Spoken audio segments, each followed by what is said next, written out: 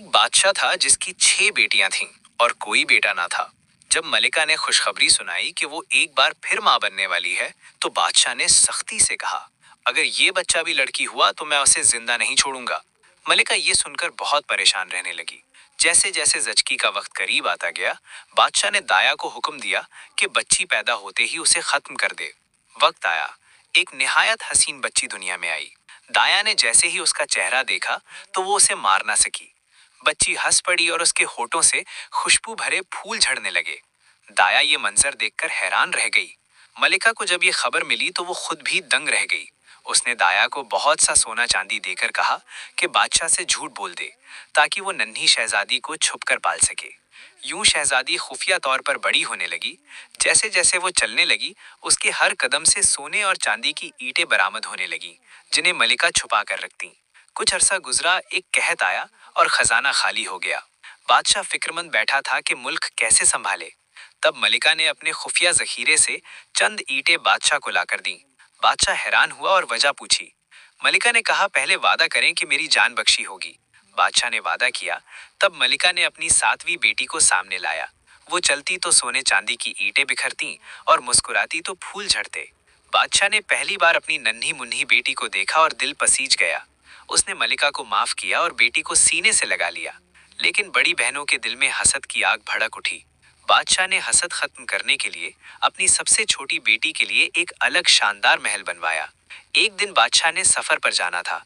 उसने बेटियों से पूछा कि वापसी पर क्या तोहफा चाहिए। छोटी शहजादी अपनी दुआ में मसरूफ थी। उसने अपने कनीज से कहा, बादशाह से कहो सब्र। कनीज ने समझा कि कोई चीज है जिसका नाम सब्र है।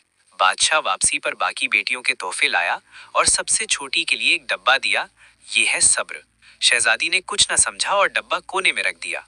एक दिन गर्मी में पंखा तलाश करते हुए उसने डब्बा खोला तो अंदर एक हसीन व जमील पंखा पाया। जैसे ही उसने पंखा हिलाया, एक निहायत खूबसूरत शहजादा उसके सामने आ खड़ा हुआ। शहजादी उसे देखकर बेहोश हो गई। शहजादे ने उसे होश दिलाया और कहा, ये पंखा जब हिलाओगी मैं हाजिर हो जाऊंगा और जब चाहोगी वापस चला जाऊंगा। यूं दोनों दिन रात साथ गुजारने लगे। ये बात बड़ी बहनों को मालूम हो गई। उनके दिल में हसद और बढ़ गया। वो जाहिरी दोस्ती जताने लगे और बहन से शहजादे के बारे में राज जानने की कोशिश करने लगे। उन्होंने एक दिन कहा, हमने तुम्हारे मेहमान के लिए एक नरम बिस्तर तैयार किया है।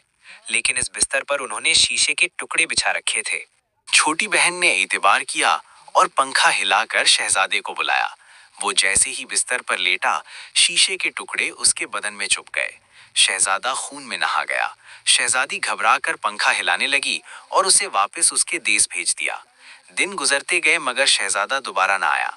शहजादी रोती रहती और पंखा हिलाती, लेकिन कोई जवाब न मिलता। आखिर उसने अज़म किया कि वो खुद शहजादे के देश जाएगी। उसने लड़कों के कपड़े पहने और सफर पर निकल पड़ी। जंगलों में भटकती रही। एक दिन एक दरख्त के नीचे आराम कर रही थी कि उसने एक तोते और मैना की बातें सुनी। मैना ने कहा, असल इलाज तो उस देवे हैकल जंगली कबूतर की यखनी है जो कद में इंसान जितना बड़ा है और जिसकी आंखें नीली हैं।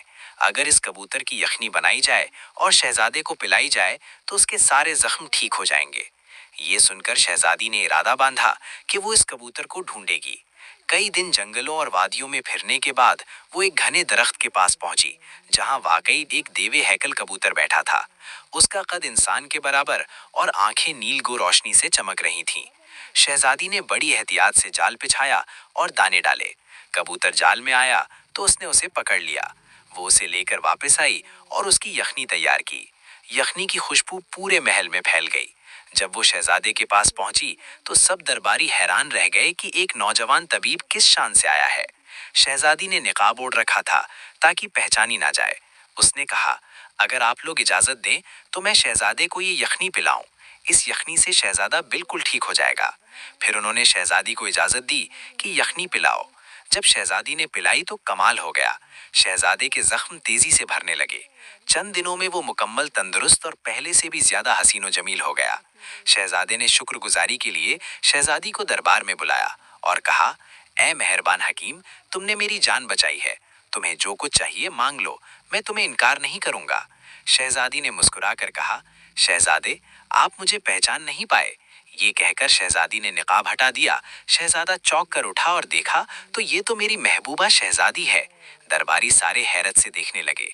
शहजादे ने शहजादी को मलिका कहकर तख्त पर बिठाया, फिर दोनों साथ रहने लगे।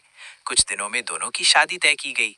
शहजादी ने अपने वालिद बादशाह को भी पैगाम भेजा, तो शहजादी के माँ बाप और सारी बहनों ने भी शादी में शिरकत की। शहजादी की बहनों ने शहजादे से माफी मांगी, शहजादे ने भी दिल से माफ किया। फिर सारे हंसी खुशी साथ जिंदगी गुजारने लगे। सामीन, अगर आपको हमारी वीडियो अच्छी लगी हो तो इसको लाइक करें और शेयर करें।